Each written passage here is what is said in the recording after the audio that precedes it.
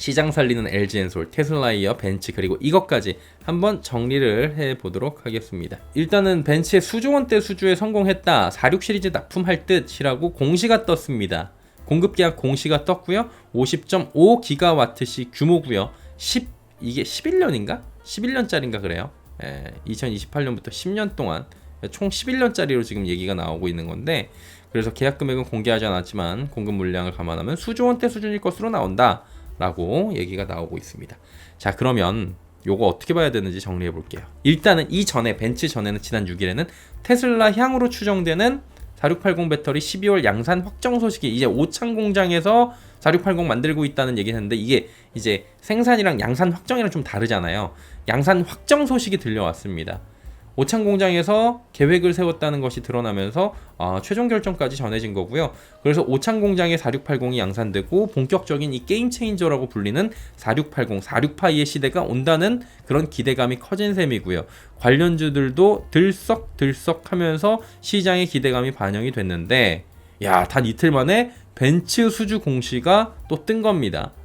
8일에 뭐가 떴냐면 메르세데스 벤츠 계열사를 상대로 전기차 배터리 공급 계약을 맺었다고 공시를 했습니다. 이번 공급 계약에 따라서 2028년부터 10년 동안 50.5기가와트시 규모의 전기차 배터리를 공급한다라는 얘기가 나온 거예요. 폼팩터도 46 시리즈일 것이다, 이렇게 예상을 하는 겁니다. 벤츠 납품이 예상되는 거는 46 시리즈고요. 요게 이제 오창에서만 만드는 건 당연히 아니죠. 애리조나 공장에서도 지금 짓고 있는데, 그 원통형 배터리 공장에서 46 시리즈를 만들 것이다 라고 봤는데, 그게 이제 2026년부터 가동이 될 거라고 나와요. 그 공장에서, 애리조나 공장에서 만드는 물량으로 받아가지고 이제 넘길 것이다 라고 예상을 지금 하고 있는 거고요. 애리조나 원통형 공장은 북미 지역 두 번째 단독 공장입니다. 36기가와트시 규모입니다. 4월 착공 시작했고요. 2026년부터 본격 가동될 것으로 보고 있어요. 그러면은 엔솔이 BM에 납품하는 50.5기가와트시잖아요. 2028년부터 10년이라고 했으니까 1년 단위로 낮춰보면은 대략적으로 한 8% 수준인 거예요. 4.5기가와트시잖아요. 요거 나눠보면은 대략적으로 연간 단위로 그 수주 기간을 나누면은 한 1년에 4.5기가와트시, 그러면 36기가와트시에서 만드는 거니까 한 8% 정도, 전체 나오는 애리조나 물량에서 8%의 연간 물량을 벤츠한테 할당을 한다라고 우리는 추론을 할 수가 있는 거예요. 계약 금액은 공개하지 않았어요. 이거는 뭐 지금 바뀔 수도 있고 여러 가지 이유로 해가지고 뭐 46파인지 금액이나 이런 건 공시하지 않았습니다. 그냥 벤츠에다가 2028년도부터 10년간 납품한다라고 지금 나왔거든요. 근데 공급 물량이나 이런 걸 감안하면 수조 원대 수준일 거라고 예상이 된다고 했잖아요. 그럼 이게 역산해 보는 거죠. 지금 킬로와트 시당 80달러 아래까지 떨어졌어요, 최근에. 근데 이제 이게 뭐 비쌀 때는 한 2배 넘어갔었죠. 그러면은 배터리 가격을 한 80에서 100달러 되지 않을까? 라고 지금 선으로 잡는 거예요. 뭐 일각에서는 뭐 180달러 잡는데, 글쎄 그렇게까지는 좀 어려울 것 같고, 이거는 좀 보수적으로 잡는 게 낫다고 봐요. 기대치를 너무 높일 필요 없고. 그럼 6조 원에서 한 7조 원? 6, 7조 원 되지 않을까? 요렇게 이제 물량은 추정이 가능합니다. 근데 잠시 뒤에 제가 실적 짚어드리겠지만, 그럼 6조 원이면 연간 한 5,500억 규모고요. 그쵸? 그 다음에 한 7조 원이면 6천억 좀 넘어가는 수준인데, 이게 매출 기준이잖아요. 매출 기준으로 이 정도면 그렇게 큰 건 아니에요. LG엔솔한테 매년 들어오는 거는. 근데 매출을 보는 것도 의미가 있죠. 없던 그 OEM사가 생기는 거니까 이거 상당히 의미가 있는 거고, 매출 규모가 뭐 작은 건 아니니까요. 뭐 절반을 차지한 이 정도도 아니지만 8%면 작은 건 아니니까요. 5,500억도 큰 금액이고요. 근데 제가 생각하는 거는 벤츠가 왜 이 시점에 LG엔솔한테 지금 도와주세요 했는지를 생각을 해볼 필요가 있다는 거예요. 독일 전통 완성차 브랜드 벤츠하고 손을 잡았다는 것도 의미가 있으며, 요즘에 이제 뭐 파라시스 때문에 우리나라에서는 완전 이미지 개박살 났지만요. 청라 화재 이후에 CATL이나 파라시스 배터리에 대한 문제점 발견이랑 불신이 커졌어요. 얘네 자체적으로도 이 얘기 안 했겠냐고요. 배터리 교체 필요성을 당연히 느낄 수밖에 없습니다. 그리고 유럽에서 저렇게 난리를 치고 있는데 지금 이거를 좀 바꿔야 되지 않을까라는 얘기들, 어느 정도로 좀 이제 다변화를 시켜야 되지 않을까. 너무 중국 몰빵. 얘네는 완전 중국 몰빵이에요, 벤츠가. 그래서 완전히 지금 폭망하고 있는 케이스거든요. 소위 말해서 저 이렇게 표현하는 건 별로 안 좋아하는데, 짱칠한 얘기를 괜히 하는 게 아니에요. 완전히 그냥 중국 몰빵으로 해서 해주고 있었는데, 이 지금 경영 전략에 대한 좀 혁신이 필요하지 않나라는 얘기들이 분명히 있었을 거라는 거죠. 그리고 이번에 청라 화재가 났을 때 LG엔솔 같은 경우에는 우리는 이미 BMS 시스템이 만들어져 있었다.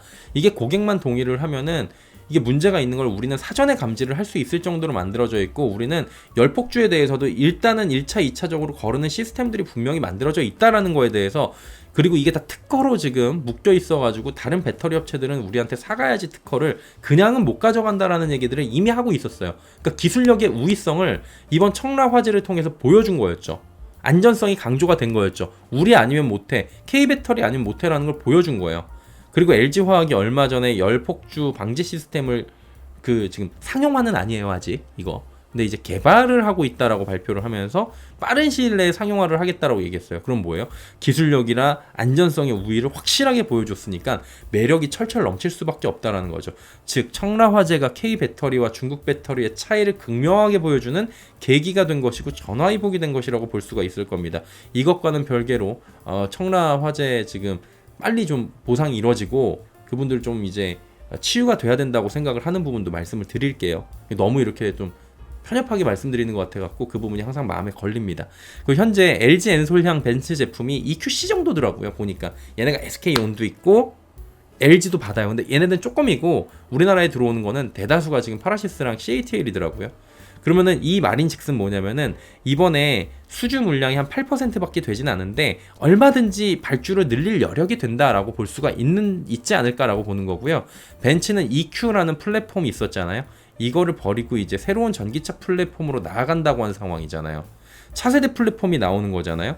그러면 차세대 플랫폼에서는 플랫폼이 바뀌니까 폼팩터도 바뀔 수 있고 새로운 배터리를 차용할 수 있는 건 당연합니다. 그 배터리로 LG엔솔이 낙점이 되고 사용되는 것으로 볼 수가 있을 것 같고요.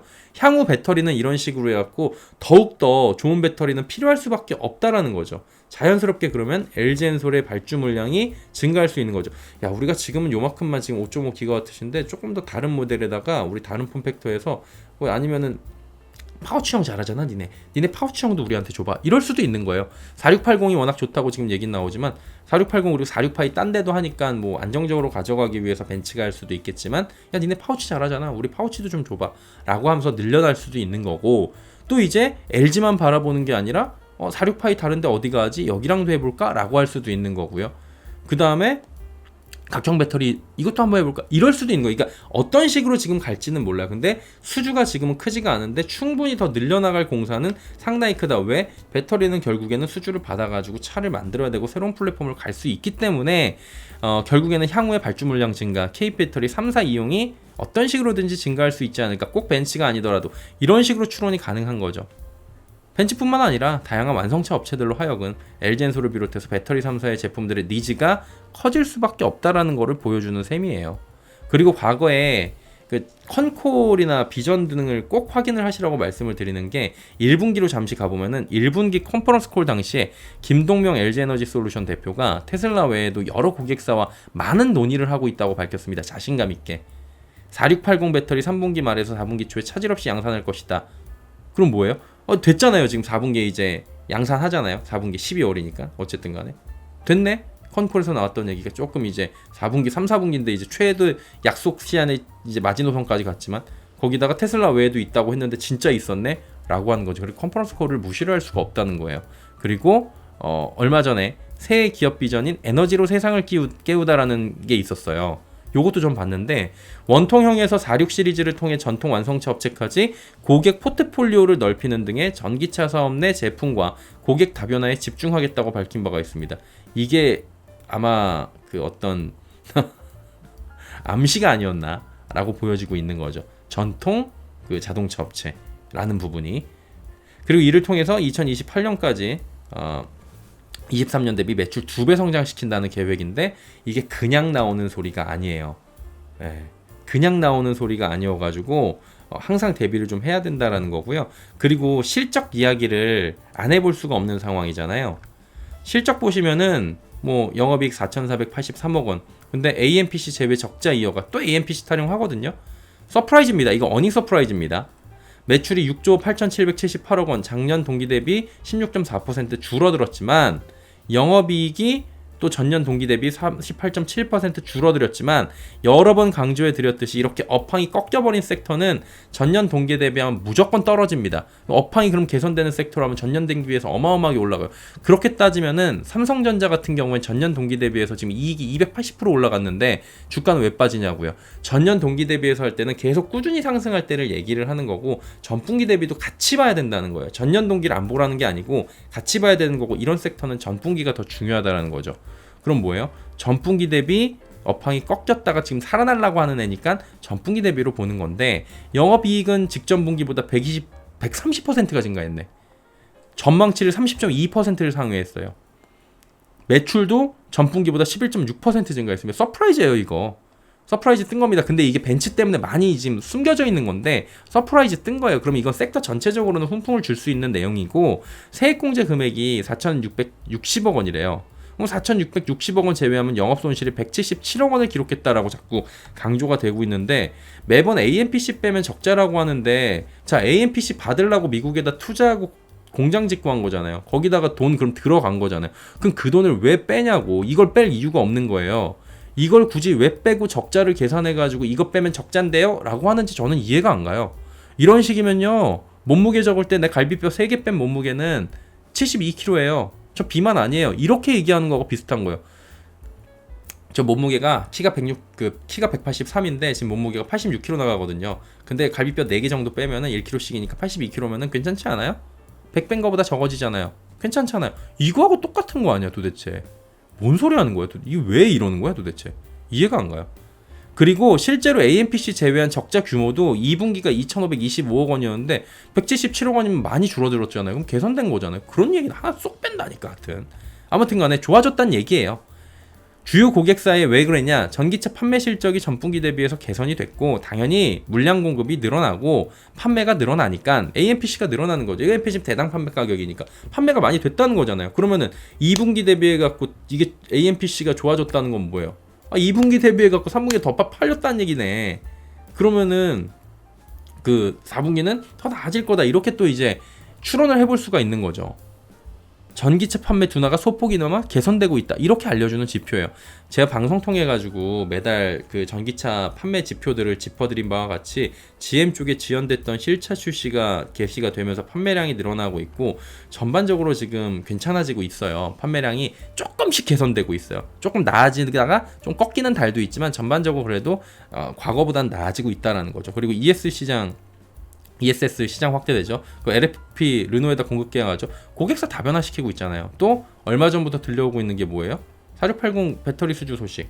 그 다음에 이제 아직까지 안전해진 게 고전압 미드니켈 이런 것도 남아있어요. 여기에 대외적으로 보면 독일 쪽의 보조금 부활, 판매량 증가 이것도 한몫할 수가 있다라는 거죠. 마침 맞게 보조금 부활한다고 하는데 지금 벤츠네. 그렇잖아요. LG엔솔 실적이 전분기 대비 또다시 개선세를 보이면서 회복세를 나타난 거는 업황의 점진적 회복 측면의 기대감을 높여줄 수 있다라고 이게 우리가 한번 추론을 해볼 수 있는 거고요. 남은 주요 기업들의 실적을 봐야 돼요. 이거는 단정을 지을 수 없습니다.